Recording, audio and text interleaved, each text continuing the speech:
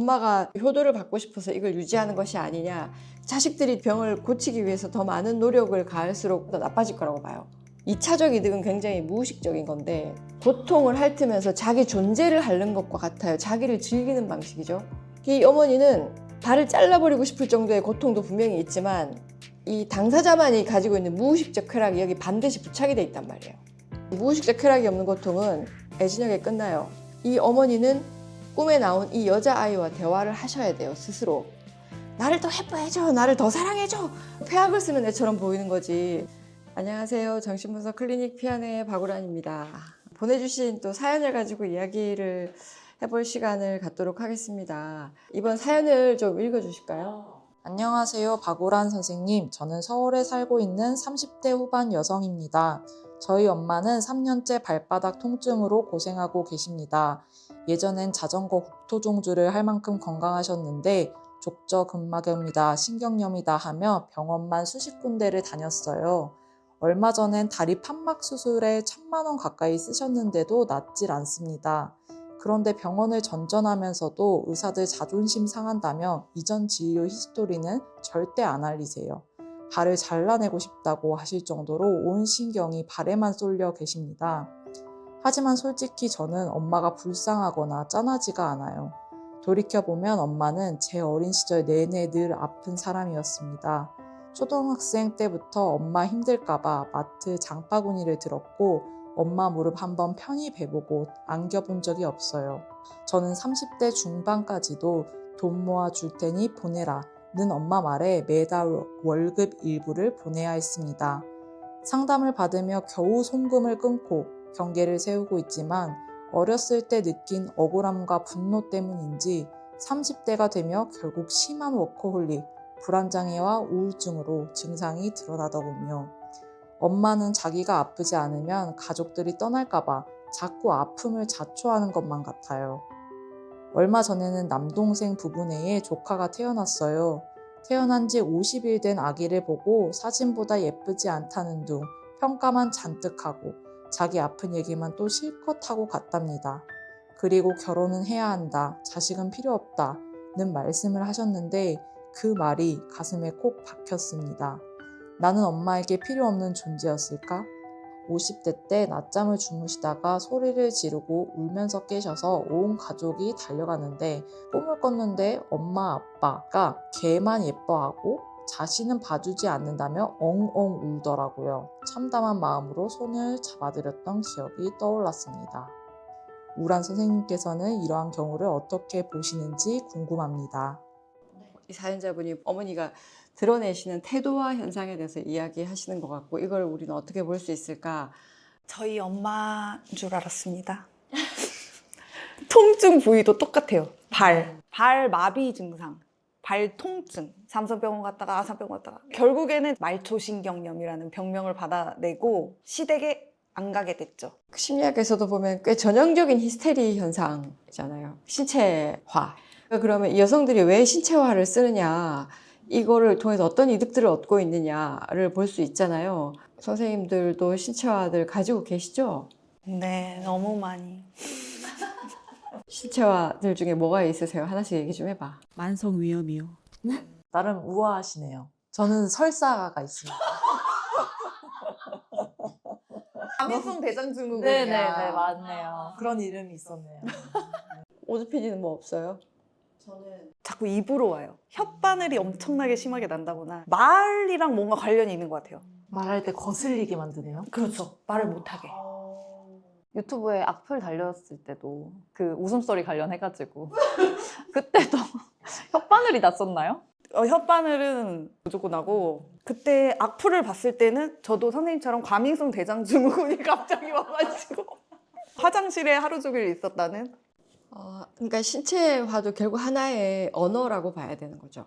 말할 수 없거나 혹은 말해질 수 없는 것이, 그러니까 신체를 통해서 계속 시그널을 주고 뭔가 언어를 주고 있는 거죠, 그죠? 물론 이제 그 생물학적인 실제로 신체적인 어떤 부분을 배제할 수는 없어요. 꾀병은 아니에요. 실제로 다 아파요. 실제로 아픈데, 그런데 굉장히 적극적으로 신체를 활용하는 거죠. 대학병원, 한방병원, 신경외과, 정형외과, 심지어 불법으로 죽은 피를 빼준다는 사혈까지 안 해본 게 없고 막 조교계 마사지에 막 모든 에너지를 엄마 집중이 되어 있는데 의사 눈치는 더럽게 봐서 이 얘기가 제가 약간 빵 터졌는데 엄마가 의사한테 의사들 자존심 상한다면서 다른 의사한테 같다는 이야기를 절대 하지 않아. 병이 낫지 않기 위해 필사의 노력을 하시는 분인데 이 딸이 계속 중간에서 병이 낫도록 하게 개입을 하니 어머니가 얼마나 불편하셨을까 싶어요. 정말 딸이 미웠겠다. 그러면 이 어머니가 이런 어떤 여러 가지 신체 증상을 통해서 무엇을 얻고 있었을까? 따님이 엄마가 낫는 게 우선이라고 말해도 기등으로 이거는 절대 해서는 안 될 말이지. 어머니가 낫기를 원하지 않으시는데 계속 엄마가 낫는 게 우선이자라고 얘기를 하니까 참 눈치가 너무 없으셨어요.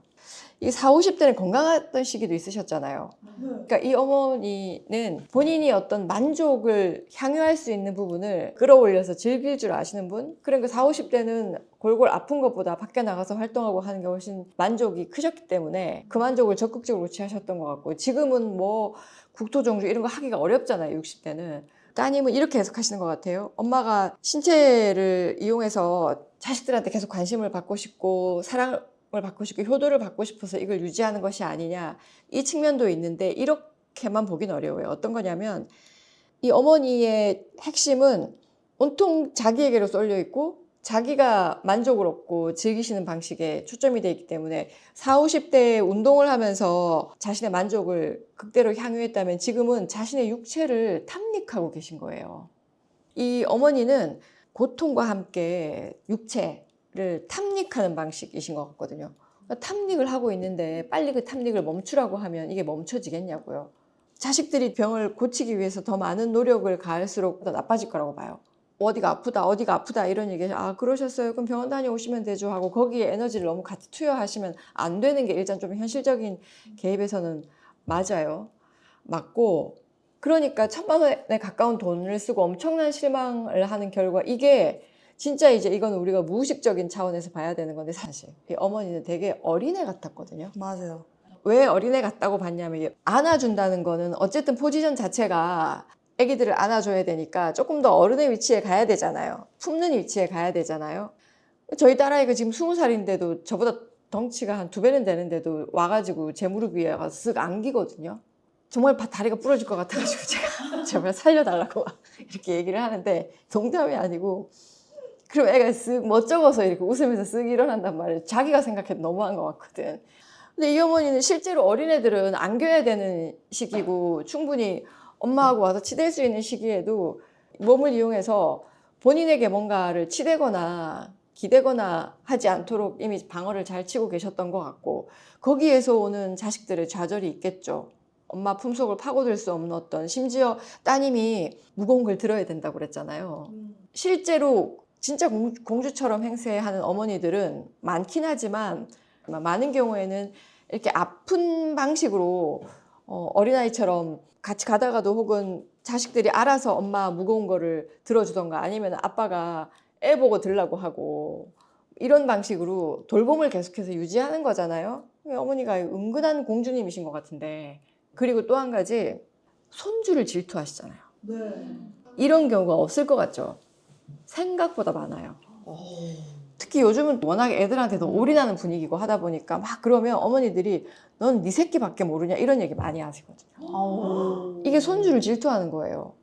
애 보고 사진보다 별로다. 사진보다 안 예쁘다 이런 얘기는 사실 너무 애 같은 얘기인 거야. 그러니까 너무 선명하게 질투가 많은 분인 것 같아요. 근데 이제 어머니가 애 같고 질투가 많은 엄마라는 거를 자식들이 알아차리기가 되게 힘들어요. 왜 그럴까요? 내가 바라는 엄마 상도 있고 그냥 그걸 애라고 받아들이기에는 우리가 심리적으로 치러야 되는 상실과 손실이 굉장히 크다 보니까 우리도 방어를 하는 거죠. 모든 답은 현상 안에 있어요. 이 현상으로 인해서 어머니가 어떤 이득을 받고 누군가가 어떤 고통을 받는지를 보셔야 돼요.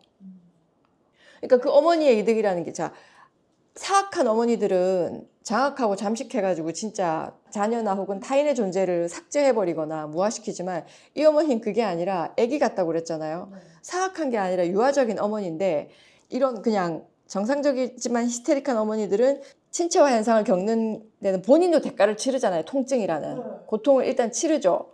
보통은 정상적인 사람은 그래요. 자기가 대가를 치르면서 다른 사람에게 이득을 얻지, 그 사페적이거나 소페적이거나 나르적 같은 경우에는 나의 손실은 하나도 없이 착취적이기만 하잖아요. 이런 경우는 좀 번외로 하고, 이 어머니는 얻는 이득은 1차적으로 계속 이 꿈에서 보면 막 소리를 지르고 울어. 50대인 어머니가. 애기처럼 우리가 애들이 이런 꿈을 잘 꾸지. 꿈도 변해요. 그 사람의 어떤 정신적인 상태에 따라 꿈도 변하거든요. 신체도 변하듯이. 그런데 이 어머니가 50대임에도 불구하고 소리를 지르면서 울어서 온 가족이 달려갔죠. 가장 표면적인 이득이죠. 가장 상징적인 이득이죠. 어머니의 호소, 어머니의 신체화를 통해서 어쨌든 모든 가족이 그쪽으로 집중하는 거. 그러니까 실질적으로 어머니가 이 관심이나 어떤 걸 통해서 뭔가를 막 받고 사랑을 받고 이게 중요한 게 아니고 에너지를 이렇게 가져가는 거예요. 이렇게 다 모아서. 그게 1차적 이득이고 2차적 이득은 굉장히 무의식적인 건데 자기가 자기 신체를 핥는 거예요. 고통을 핥으면서 자기 존재를 핥는 것과 같아요. 자기를 즐기는 방식이죠. 이건 이제 굉장히 정신분석적 관점이라 받아들이기 어려운 분들도 있을 수 있을 것 같아요. 관점에 따라서는. 그럼에도 불구하고 이 정신분석적 관점에서는 이 어머니가 온통 자기에게 관심이 쏠려 계신 분이기 때문에 여러 가지 방식으로 타인의 관심도 끌어가고 좀 더 건강하거나 성숙한 입장에서는 내가 나에게 관심을 기울이는 방식은 여러 가지가 있죠. 뭐 사색도 하고 책도 읽고 혼자 고요하게 읽기도 하고 명상도 하고 뭐 운동도 하고 이런 여러 가지 방식이 있을 수 있는데 굉장히 히스테리컬하면서 이 유아적인 어머니는 아픈 거, 이건 조금 더 비약적인 예지만 선생님들 왜 그 손톱 물어뜯는 아이들 있잖아요. 이 아이들이 불안해서만 그럴까요? 아니에요. 이 신체를 즐기는 이제 우리가 주의상스나 쾌락의 관점에서는 피를 보잖아요.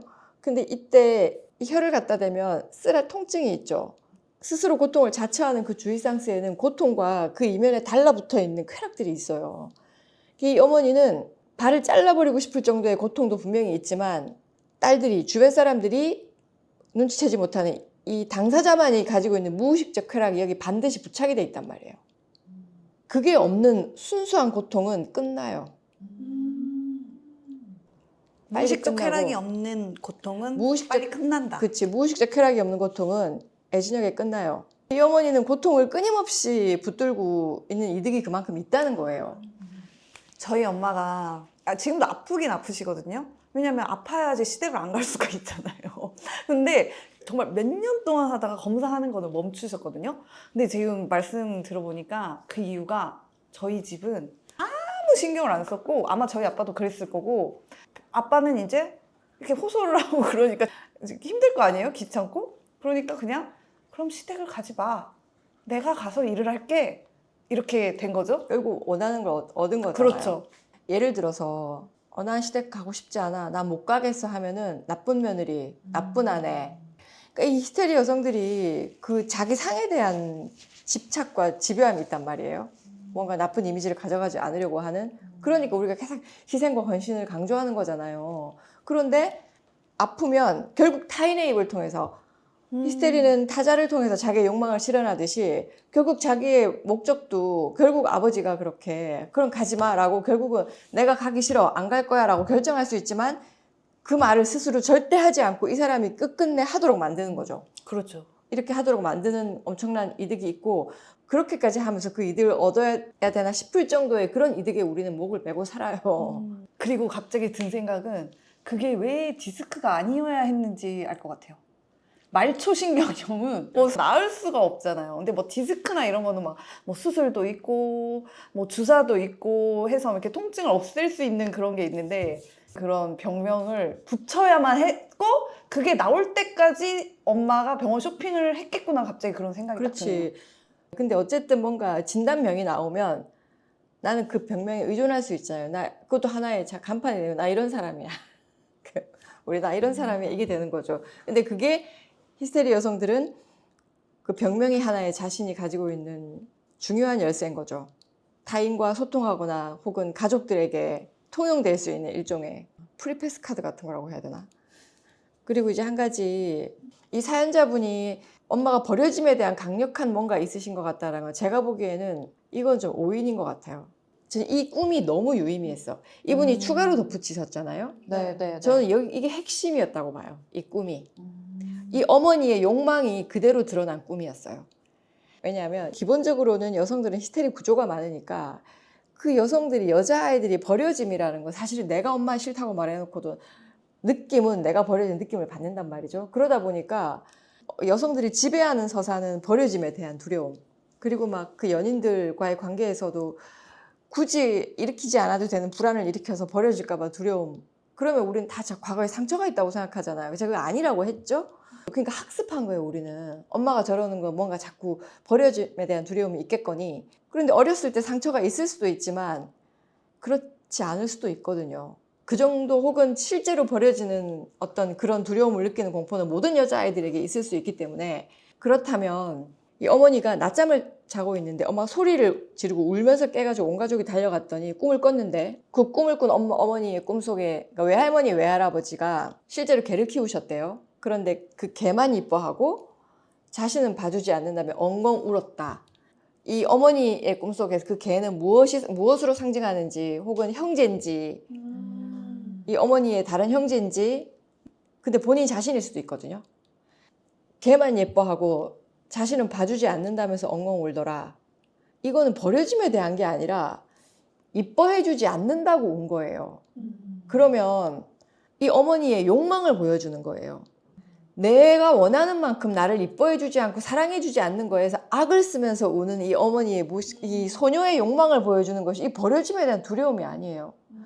예를 들면 진짜 버려짐이라는 건, 또 제 얘기를 드리면, 제가 초등학교 들어가기 전에 저희 외할머니 집에 저를 띄워놓으신 거예요. 한동안 버스가 지나가면 제가 그 버스 뒷모습을 보면서 항상 울었거든요.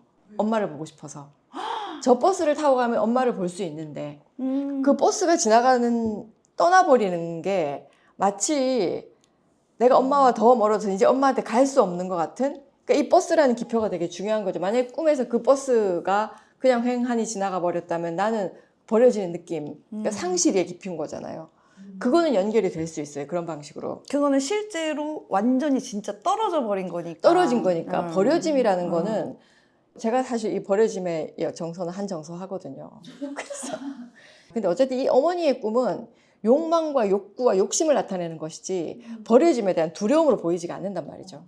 그러니까 나를 더 예뻐해줘, 나를 더 사랑해줘, 왜 내가 원하는 만큼 안 사랑해주는 거야 라고 악을 쓰고 폐악을 쓰는 애처럼 보이는 거지, 엄마 아빠로부터 버려질까 봐 이런 두려움으로 보이지가 않아요. 텍스트에서 계속해서 드러나는 어머니의 모습이 일관성이 있잖아요. 나만 봐. 심지어 손주가 태어났는데도 얘 별로 안 예뻐. 그리고 그러면서 계속 초를 치고, 이 어머니의 욕망은 상당히 단순하고 일관되다. 그래서 그 어머니가 그 꿈에 나온 여자의 상태에 계속 고착돼 계신 것 같거든요. 그러면 이 사연자분은 어머니를 대하실 때 그 여자아이와 대화하셔야 돼요.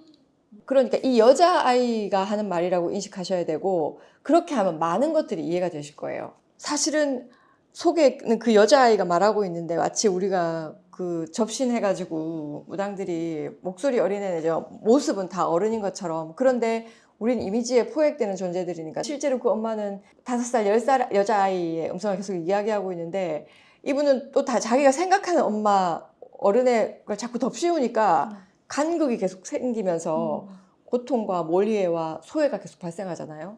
그 사연자분이 20대 때 집을 떠났는데도 불구하고 30대에 워커홀릭, 불안장애, 우울증이 찾아왔다고 하는데, 이상적인 어머니의 상에 매여 있어서 이런 식으로 뭔가 증상이 발현되는 걸까요? 아니요, 저는 이상적인 상에 매여 있어서라기보다, 저는 이분의 텍스트를 보면서 엄마에 대해서는 굉장히 좀 구체적인데, 이분 자체의 이 그 우울, 이거는 이 어린 여자애가 자기가 주인공이 되겠다고 하는 통에 딸이 딸의 자리를 잊어버린 데서 오는 그 소외에 대한 굉장히 실존적인 고립감? 그러니까 이분 자체는 굉장히 외로움이 많이 느껴졌거든요. 그러니까 마치 엄마 없는, 한스러움이 느껴진 것 같아요. 그러니까 이제 엄마가 없었던 거죠. 딱 그 꿈에 나오는 여자아이라고 생각하시면 될 것 같고, 그 여자아이가 계속해서 떼를 쓰고 울고 요구하고, 그러니까 낫겠다는 것도 아니고 효를 원한 게 아니라 그냥 계속해서 투정을 하고 떼를 쓰는 상황을 어머니는 반복하고 계시는 거. 엄마는 너무 막 병들고 약하고 그렇게 보이게끔 하는데 이분도 근데 그렇게 쓰셨잖아요. 불쌍해 보이지 않고 화가 나는 마음과 함께 근데 또 그 양가 감정에서 이러지도 못하고 저러지도 못하는 그게 항상 있는 것 같아요, 딸들이. 실제가 보이니까 불쌍하지 않을 것이고 양가 감정은 그럼에도 불구하고 엄마의 요구를 거절하지 못하는 또 딸의 입장에서는 왠지 들어줘야 될 것 같고 그러니까. 이런 지점에서 양가적이고 복합적인 감정이 올라오는 거 굉장히 어떻게 보면 자연스러운 현상이라고 봐야겠죠. 네 새끼만 중요하냐? 이런 엄마들이 많다고 하셨잖아요. 부모도 챙겨야지. 챙겨야지. 그렇게 안 하면 너는 이제 불효자식이다. 약간 협박처럼 들리거든요. 근데 사실은 네 새끼만 좋아해주지 말고 나도 좀 돌봐라. 그런 요구와 때. 그치. 그래서 심지어 애 낳는 거 바라지도 않는다는 거 진짜 안 바라셔서 그런 거예요. 맞아. 그 얘기. 애기 자리를 뺏기잖아요. 맞아요. 그런 언어들이 굉장히 무의식적으로 사실은 실제와 진실에 가까울 수 있다. 마치 딸을 생각해 주는 것 같지만 어머니가 결혼을 왜 바라시는지 모르겠지만 애는 바라지도 않는다는 건 애가 태어나면서 모든 관심은 당연히 애기한테 갈 수밖에 없으니까 거기서 본인이 지분이 줄어드는 것이 실제로 이 어머니는 싫으실 것 같고 사실은 이 어머니에 대한 사실 이 분석은 그렇게 어렵지 않은 상황인 건데 저는 이 부분보다 이분이 결국 20대 때는 목표를 이루어서 자유로워진 듯 보였지만 30대가 되면서 워커홀릭 그리고 불안장애 우울 이거는 단순히 불안과 우울은 자신의 존재가 얼마나 소외되어 있고 혹은 배제되어 있는 것에 대한 또 이분 스스로 안에서 올라오는 시그널이라고 저는 생각해요. 워커홀릭이라는 것도 엄청나게 뭔가에 몰입하고 일에 빠져들면서 계속해서 방치되거나 소외되어 있는 자기를 잘 방치하는 방식인 것 같거든요.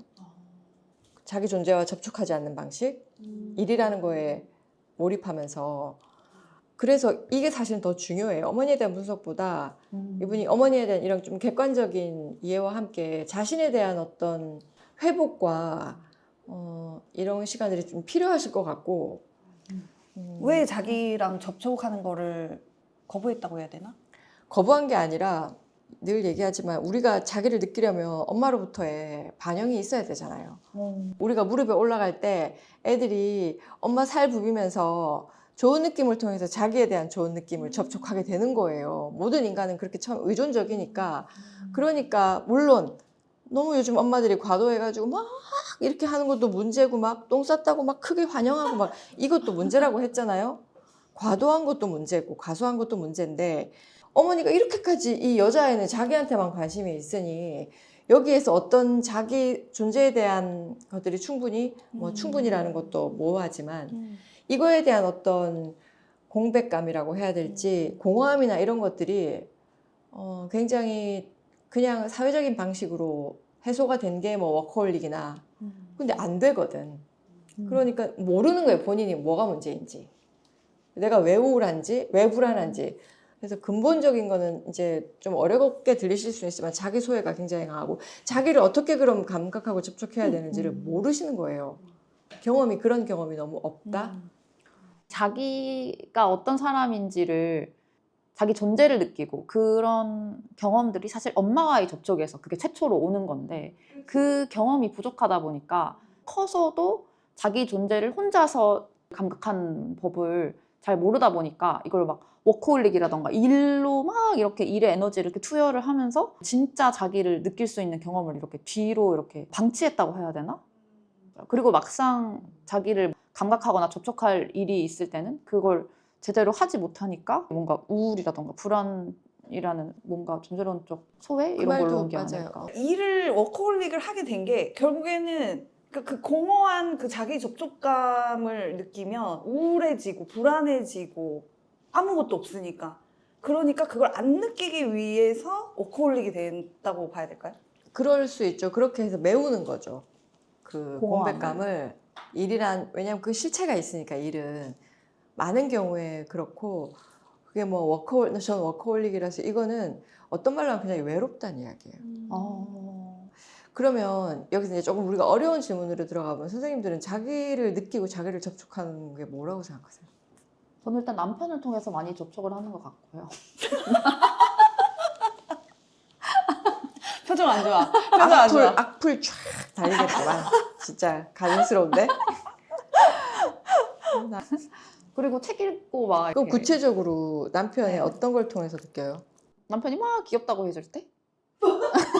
그리고 맛있는 요리 이렇게 해주고 그렇게 할 때 뭔가 내가 사랑받고 있구나 이런 느낌을 받으면서 좀 사랑스러운 나를 느끼는 거예요? 맞습니다. 그리고 제가 예전에 그 강아지를 그 이제 임시보호를 하다가 그 강아지가 엄청 싸나웠었거든요. 근데 엄청 싸놨다가 한 달 지나니까 이 강아지가 저를 대하는 그 방식이 너무 달라진 거예요. 완전 배 까고 애교를 너무 많이 부리고 완전 180도 다른 강아지가 됐는데 3달 정도 있다가 캐나다로 이제 입양을 보냈는데 너무 슬퍼가지고 개인 분석 시간에 제일 많이 울었거든요. 제가 그때. 그래가지고 저는 내가 이 강아지를 너무 사랑했나 보다 이렇게 생각했는데 그 강아지가 반영해주는 내 자신을 잃은 거라고 했어요. 아, 강아지가 비춰준 나. 너무 좋은 사람인 나. 오. 그 반영이라는 게 제가 요즘 최근에 저희 마당에 이제 동네 길냥이들이 찾아와서 제가 요즘 사료를 열심히 챙겨주고 있거든요. 고양이들이 워낙에 이제 경계가 심한 동물이니까 저기 멀리까지 도망간단 말이에요. 막. 근데 자꾸 이렇게 챙겨주다 보니까 길냥이 하나는 돌아서서 조금만 떨어져 있어도 와서 사료를 먹거든요. 그 별거 아니잖아요. 근데 되게 만족스러워요, 그게. 그게 제가 아마 결혼하고 20몇 년을 평생 남편 뒷바라지를 하고 그리고 애들을 케어하고 이게 제가 돌본 거잖아요. 저는 그냥 당연히 내가 해야 될 일이라고 생각하고 뭐 거기에 대해서 크게 뭐 만족했다고 생각하지 않았는데 고양이의 별거 아닌 거기에 제가 막 만족스러워 하면서 막 고양이 사료 먹는 거 이렇게 지켜보고 흐뭇한 표정을 짓고 있고 막 그런 모습을 보면서 아, 내가 자식을 돌보고 남편을 내조를 하면서 그 돌봄의 그 행위를 했던 거에 대한 반영. 그 최근에는 이제 애들이 다 컸고 남편과 좀 사이가 안 좋다 보니 그거를 하지 않고 하면서 그 대상이 고양이로 가서 그 고양이의 별거 아닌 거에 제가 흐뭇하게 미소를 짓는 걸 보면 그런 것들도 보통 우리 아줌마들의 그런 자기를 반영받는 모습이 아닌가 하는 이런 생각이 좀 들기도 하거든요. 반영과 받아들여짐은 달라요. 반영해주는 것과 받아들여짐은 다르고 지금 짱뚱 작가가 얘기한 남편이 귀여워, 사랑해, 사랑스러워 그리고 막 이거는 반영이거든요. 거울 반영이죠. 남편이 계속해서 예쁘고 사랑스러운 나를 반영해 주니까 근데 이제 이것이 계속해서 요구되어지고 이 요구가 안 들어졌을 때 서운하고 울분이 나고 하면은 어머니처럼 되는 거예요. 덜. 강아지 꿈 얘기하셨을 때 엄마 아빠가 나만 쳐다봐야 되는데 강아지를 쳐다보면 버림받는다고 느낀다고 했잖아요. 히스테리 여자들이 보통 그렇게 많이 느끼는데 선생님을 계속 뭐 예뻐, 뭐 귀여워 막 이렇게 이제 남편이 선생님한테 해주다가 이제 이걸 안 해주면 버림받는다고 느끼는 거지. 버림받았다고 느끼는 그렇지. 거지. 그래서 이 꿈에서 그 개가 이 엄마 스스로일 수도 있거든요. 실제로는 할머니, 할아버지가 엄마도 봐줬을 수도 있어.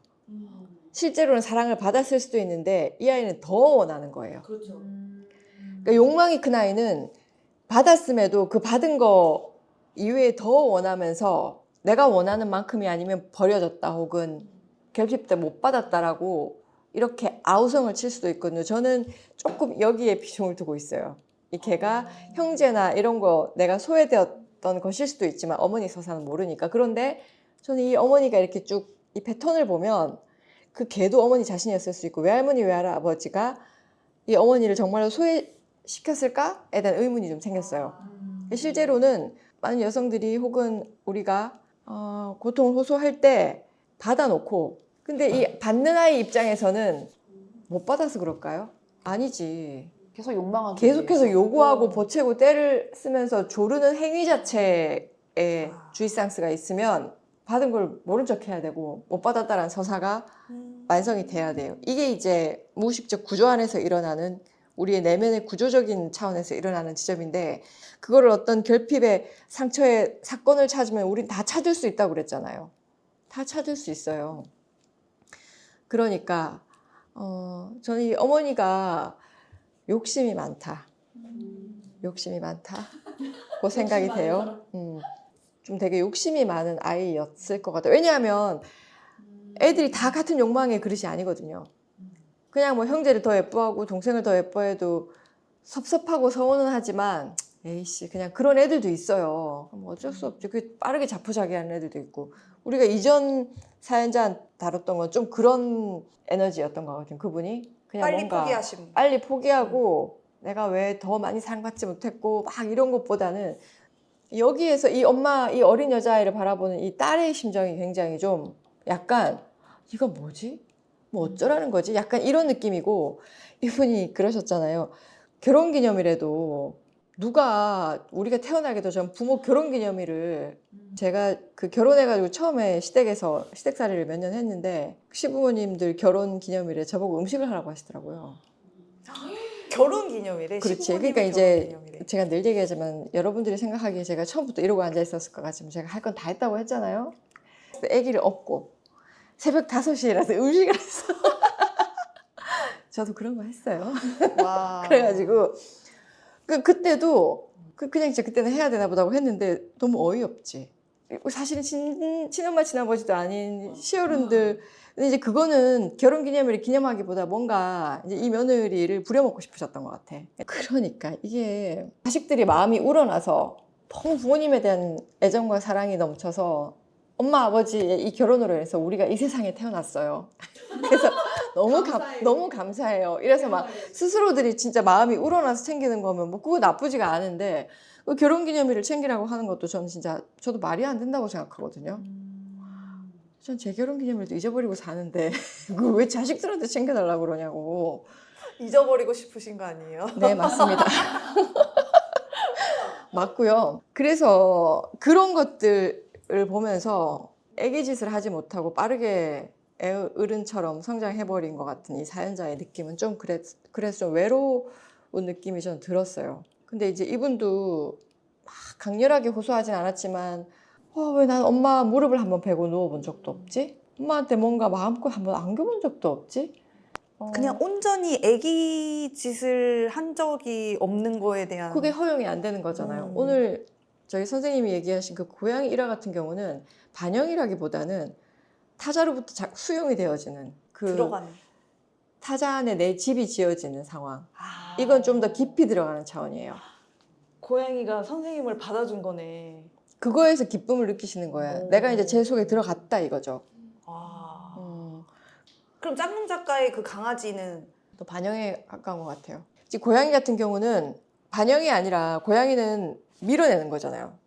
그 외부인을 경계를 딱 짓잖아요. 그런데 숨어버리다가 이제 두 발자국만 딱 그거는 뭔가 자신의 어떤 영역을 허용하는 거잖아요. 좀 들어가도 돼 이렇게. 근데 강아지는 막 꼬리치면서 막 배를 까지짓고 이거는 그 주인을 비춰주는 거지. 당신은 나에게 너무 좋은 사람이야. 내가 당신을 너무 사랑하고 있어요. 이건 그래서 고양이와 개가 다른 거예요. 고양이는 영역이고 개들은 반영이죠. 그러면 고양이의 욕망과 비슷할 수 있죠. 타자 혹은 가족, 자식들 사이에서 자식들한테 보람을 얻고 이게 아니라 그 자식들 속으로 들어가서 내 영역을 만드는 거. 그들의 마음 안에서 내 집을 짓는 거. 이 사연 속의 엄마랑 비슷해질 수 있겠네요. 그대로 계속 밀고 나가면. 이 사연 속의 어머니는 그 두 가지 다 하죠. 이 사연자분의 어떤 무의식적 욕망은 실제로 이 어머니에 대해서 알고 계신 것 같죠. 네, 다 알고 있는 것 같아요. 왜냐하면 그 질문 중에 이런 말씀이 쓰셨거든요. 전 엄마한테 필요 없는 존재였을까요? 엄마를 괴롭게만 한 딸이어서 키우기가 너무 힘들어서 그런 말을 했을까요? 물어보기도 겁니다. 이게 약간 이질적으로 그러니까 진짜 어머니에게 본인이 필요 없다고 생각하셨을까? 그런 느낌이 좀 들진 않아서 그래서 좀 더 이분의 심층적인 차원으로 들어가 보자면 우리는 이분이 요구하는 혹은 원하는 걸 충실히 이행했어요. 어머니를 신랄하게 어머니의 상태를 보여드렸거든요. 그게 내가 엄마와 분리되거나 정리하고 싶어서의 차원도 있겠지만 그런 욕망이 있을 수는 있죠. 내 어머니를 고발해서. 근데 그게 나쁜 건 아니죠. 그게 나쁜 건 아니죠. 엄마를 객관적으로 그렇게 고발해서라도 내가 동일한 반복이나 이런 것에 노연할 수 있다면 가끔 제가 그런 생각하거든요. 분석실에서 그래서 제가 열심히 이렇게 분석해가지고 이분을 대신해서 그거를 분절하고 어느 순간 이분이 결국 듣고 싶어 하는 이야기를 내가 대신 분석가라는 걸로 이야기해주고 있구나. 어떤 면에서는 사용되어지는 부분이 있잖아요. 근데 그렇게 해서라도 이 사람이 자유로워질 수 있으면 그렇게 해서라도 그게 근데 보통은- 필요한 것이면 보통은 엄마가 만약에 힘든 이제 내담자가 오면 엄마에 대해서 막 하다가 결국 이제 엄마가 뭔가 좀 떨어지고 정리가 되면 그 다음에 나를 보는 단계로 결국에는 가죠. 넘어가잖아요. 네. 계속 피해자의 위치로 계속 있는 게 아니고 엄마가 그렇죠. 가해자의 위치로 계속 그렇죠. 있는 게 아니고. 왜냐면 분석이 궁극적인 거는 내가 나의 욕망 그게 뭐 어떤 것이든 간에 그것과 조우하고 나 자신과 만나는 게 궁극적이기 때문에 근데 이제 초기에는 이런 작업들을 다 하죠.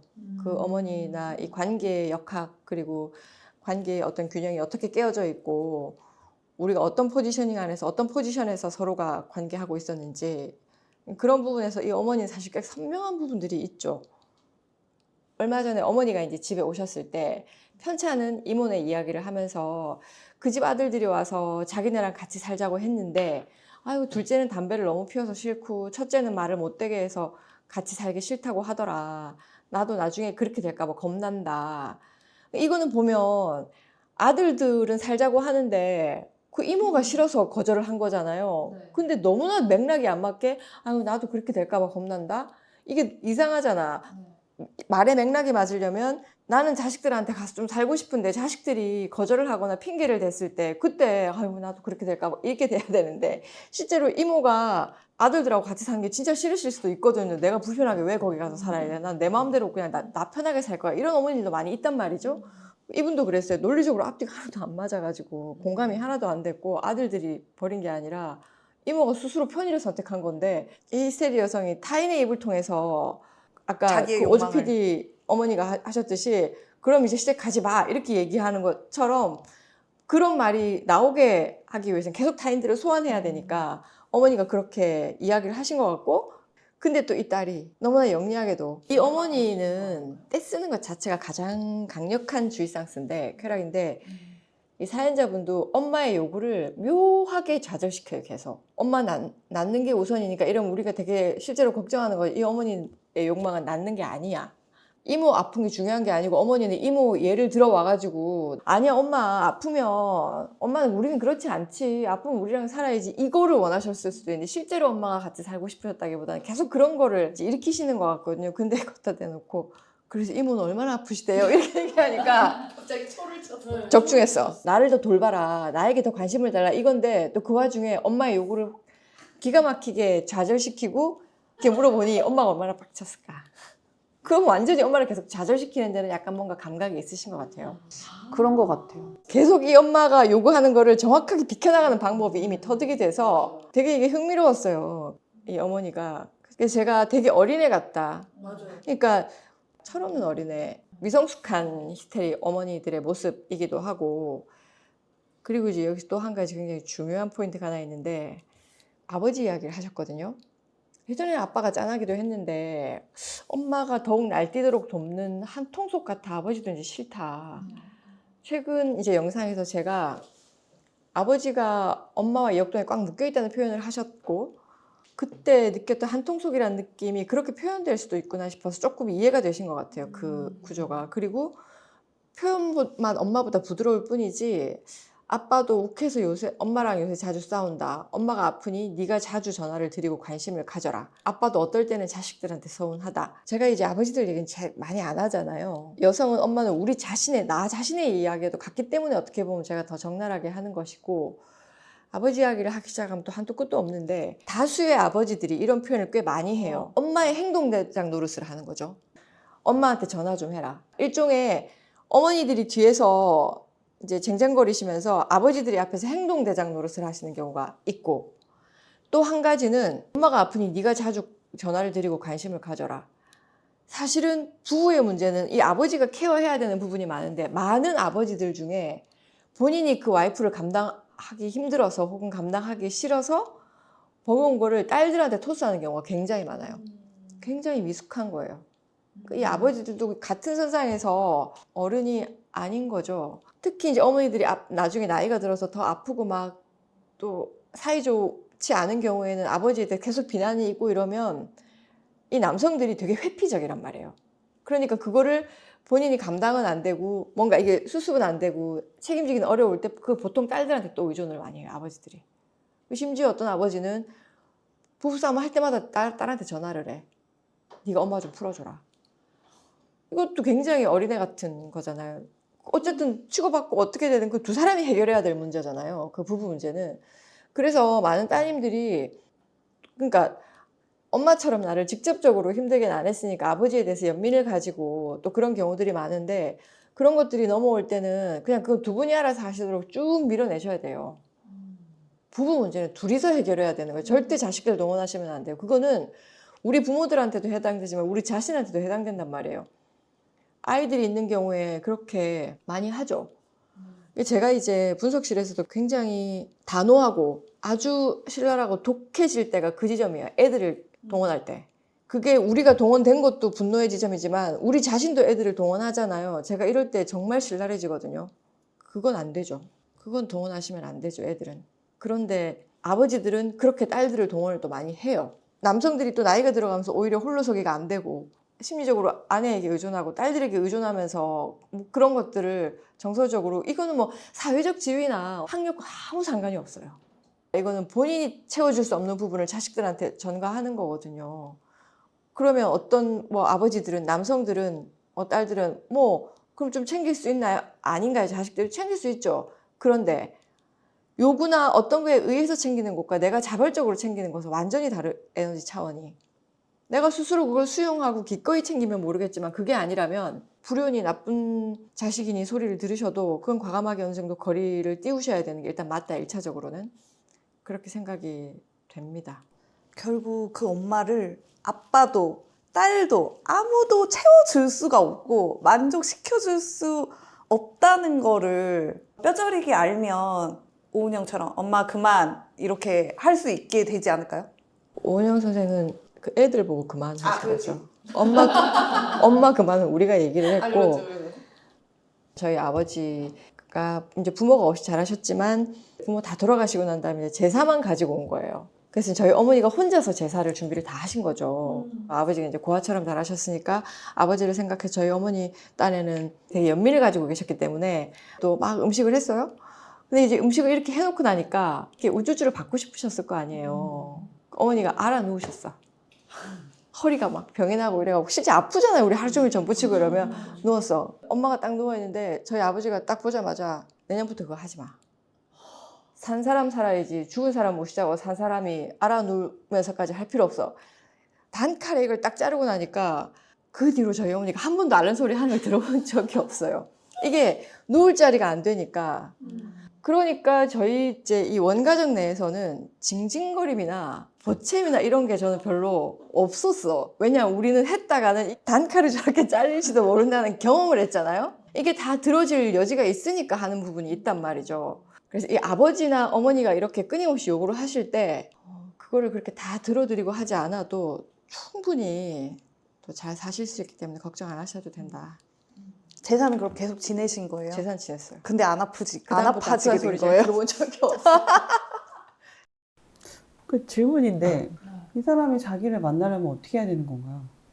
자기 접촉을 하려면 되게 근본적인데 그러니까 우리는 태어나서 기본적으로 타인을 통해서 반영을 받아서 존재가 출발하는 거는 기본값이기 때문에 그렇게 자기를 인식할 수밖에 없고 여기에 중독이 되는 게 나르시스트들인 거고 끊임없이 나르시스적인 이 거울상, 상상계적 거울을 반영받는 거에는 쾌락이 달라붙기 때문에 결핍이 많아서가 아니라 그 쾌락에 중독이 되어서 계속해서 요구하는 걸 수도 있거든요.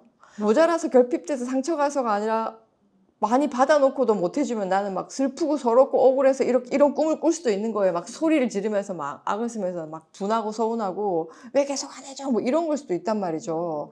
그러니까 이거를 모든가 결핍과 충족의 차원으로만 볼 수는 없다. 타자를 통해서 나를 반영받아야 되는데 이젠 그럼 더 이상 타자가 아닌 방식으로 내가 나를 어떻게 접촉하느냐.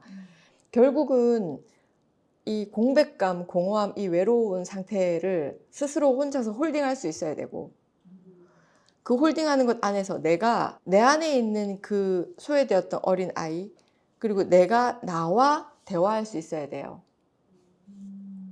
우리는 우리 자신과 대화 못해요. 대부분. 그래서 분석이라는 게 타자의 어떤 반영과 타자의 어떤 것들을 출발을 하는 거잖아요. 분석가라는. 그래서 자기 분석은 혼자서 하는 건 안 된다라고 이야기하는 게 분석가 끊임없이 반영을 하고 해석을 하고 하죠. 그 과정에서 자기를 만나고 자기를 인식하면서 결국은 자기 혼자 스스로 자기와 대화할 수 있는 방식을 그 안에서 터득해내야 된다는 거예요.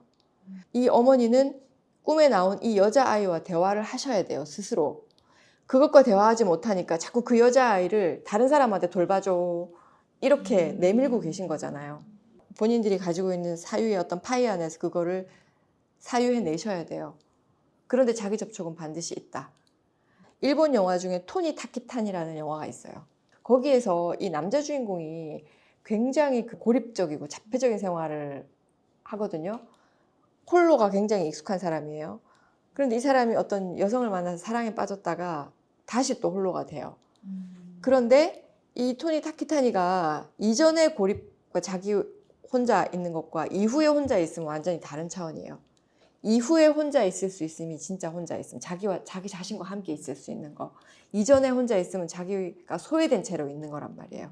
영화 되게 어렵게 느껴지실 것도 같은데. 이거 전에 어떤 상담이나 이런 데서는 막 자기 조그만 인형을 들고 다니면서 자기 어릴 때 이름을 붙여주면서 그 인형에 자꾸 말을 걸었대요. 자기는 어릴 때 자기와 이렇게 조우했다. 그래서 이렇게 회복이 되었다. 상담 쪽이에요, 이거는? 우리 분석과는 다른? 그런 건 근데 그것도 어떤가요? 별로예요? 계속 그 어린아이를 탐닉하는 게 이 어머니잖아요, 지금. 그런 방식으로 빠질 수도 있기 때문에 이제 이 정신분석에서 저와 이 내담자가 앉아있고 사실은 여기 또 누군가가 있는 거예요. 보이진 않지만. 짱뚱 작가와 만약에 앉아있다면 표면적으로는 저와 짱뚱 작가가 있지만 보이지 않는 그 뒤에 다른 어떤 일종의 영혼들이 있는 거죠. 그래서 이거는 이자관계가 아니라 뭐 삼자관계, 항상 짱뚱 작가와 이야기를 나누지만 짱뚱 작가 무의식에 있는 보이지 않는 그들과도 계속 이야기를 하는 거예요. 그 안에서 어쨌든 짱뚱 작가는 자기의 언어를 찾고 자기 스스로가 자기와 대화할 수 있는 것들을 터득해야 되는 것이 분석의 굉장히 중요한 목표이기도 하죠. 그러니까 이게 자기 메모리랑 자기랑 거리를 두고 자기랑 대화할 수 있는 걸 잘 구분을 해야 될 것 같아요. 인형을 하나 붙여놓고 이거는 사실 자기 메모리 될 수도 있고 그게 아니라 내 안에 있는 어떤 하나의 뭐 우리가 내면아이라고도 표현하지만 어떤 고착된 지점에 여자아이들이 하나씩 있어요. 근데 하나씩 있는 게 아니라 시점마다 있다는 거죠. 그래서 꿈이 달라지는 게 분석이나 이런 걸 통해서 어느 정도 우리가 이 고착이 풀어지면 더 이상 어린아이가 나오지 않아요. 꿈도 성장을 하고 성숙을 하는 거예요. 그 사람의 어떤 그 무의식적인 연령이나 상태가 꿈에서 드러나는 부분이 있단 말이에요. 늘 쫓기던 꿈을 꾸는 사람이 50대, 60대에도 어느 정도 뭔가 해결이 되면서 더 이상 쫓기는 꿈, 애들이 쫓기는 꿈 많이 꾸잖아요. 꿈도 바뀌거든요. 우리의 어떤 상태에 따라 그렇게 좀 이해해 볼 수 있을 것 같습니다. 결국 이분은 이 엄마를 아는 것 같단 말이죠. 맞아요. 근데 결혼도 안 하시고 왜 붙어 있을까요? 그러니까요. 서름을 풀지 못했기 때문에 붙어 계시는 것 같아요. 마치 원한이 있는 귀신이 구천을 떠도는 것처럼 네. 내가 딸의 위치를 누리지 못한 것에 대한 서름. 그게 해소가 안 됐기 때문에 이 어머니 안에 있는 이 어린 여자아이가 이 딸을 그렇게 명명했을 수도 있죠. 언제든 나에게 달려와서 내 손을 잡아주어야 되는 포지션에 딸을 딱 가두어 버렸을 수도 있는 거예요. 그러면 얼음 땡처럼 땡 하지 않아서 풀려나지 못하고 있는 걸 수도 있단 말이에요. 누군가가 땡 해주기 전에는 그 얼음에서 풀려나지 못하는 경우가 많아요. 그게 대타자적인 음성의 역할이죠. 머리는 다 돌아가고 있는데 얼음일 때는 우리가 다 보고 눈으로 보고 있는데 움직이지 못하는 거잖아요. 그런데 땡 하면 비로소 움직일 수 있는 것처럼 그런 상황일 수도 있죠. 엄마가 진짜 아예 딸한테 시집 가지 마. 계속 시집 갈 필요 없어. 라고 계속 종용하는 경우도 봤거든요. 남자친구가 결혼할 생각도 없고. 자기 얘기야? 아니. 나는 최선을 다해서 하려고 했어. 난 최선을 다해서 하려고 아니 했어. 실제로 그런 경우도 꽤 많아요. 실제로 어머니들이 딸이 남자친구 데려오면 거품을 물고 뒤로 넘어간다던가 어떤 방식으로든 꼬투리를 잡고 트집, 물론 아버지도 중에도 있어요. 트집을 잡아가지고 방해를 하는 거죠. 그러니까 말은 그렇게 안 하지만 결국은 이것저것 온갖 트집을 잡아서 회방을 놓는 어머니들이 상당 부분 있고 저는 이 꿈이 그래서 핵심이라고 생각해. 엄마의 손을 잡아드리는 그거에 묶여 계실 수도 있고 누가 참담하게 우는 걸 봤을 때 손을 잡아주는 건 뭐 딸이 그럴 수도 있지만 보통은 이제 부모 역할을 하는 사람들이 꼭 안아주고 이거잖아요. 아유, 이 어머니 참 욕심 사납네. 그래서 진짜 참 욕심 사납네. 아니, 왜냐하면 저희 딸아이가 한 7살 때 대격돌을 한 적이 있어가지고 제가 서울역으로 갔죠. 저희 딸아이가 옆에 있었거든요. 제가 이렇게 막 눈물을 흘려서 너무 힘들어가고 그런데 저희 딸아이가 눈을 동그랗게 엄마 울어? 엄마 왜 울어? 엄마 지금 우는 거야? 계속 그러고 있는 거야. 그래. 이씨, 울지도 못한다고 내가. 그런데 이 어머니가 어떤 액션을 하면 이 딸은 달려가서 손을 아픈 마음으로 잡아주는 거잖아요. 그 엄마 안에 있는 어린애를 보는 거 아니에요. 엄마 안에 있는 어린 아이를 그 어린 딸이 본 거예요. 그래, 어린 딸이 보는 거죠. 아이고. 그러니까 얘는 자기 자리도 없어. 그런데 참담한 심정으로 손을 잡아줬다는 건 어쨌든 뭔가 애어른으로서 포지셔닝 하면서 그 엄마 안에 있는 어린 여자아이가 절규하는 걸 보면서 손을 잡아줬다고 하잖아요. 나도 우리 집에 가가지고 우리 딸내미한테 그거 좀 해달라고 그래야 되겠다. 엄마 손 좀 잡아주겠니? 그래서. 엄마는 남편분이 있으시니까 맞아. 그냥 뭐 알아서 맞네. 두 분이서 합의 이 보시도록 사연자분이 하면 될 것 같아요. 정신 차리셔야 되는 거. 엄마는 남편도, 난 남편도 없잖아. 그쵸? 그거 마음 아파하시지 말고 자신의 길을 가시면 될 것 같아요. 그 손은 아버지에게 인계해 드리시면 돼요. 살포시 이렇게. 마치 결혼식장에서 이렇게 인계하듯이. 그 여자아이의 손을 손은 인계하듯이. 이제 아버지에게 넘겨드리고 본인은 본인의 삶을 살아가셔야죠. 남자친구랑 열심히 연애도 하시고 뭐 원하면 살기도 하시고 열심히 그렇게 자기의 삶을 사셨으면 좋겠어요. 또 선생님들과 함께 얘기를 나누다 보니까 이 사례를 보내주신 사연자분을 조금 더 깊게 저희는 만나고 이해하게 된 것 같아서 이 시간들이 감사했던 것 같습니다. 저희는 다음번에 또 다른 사연으로 돌아오도록 하겠습니다. 고맙습니다.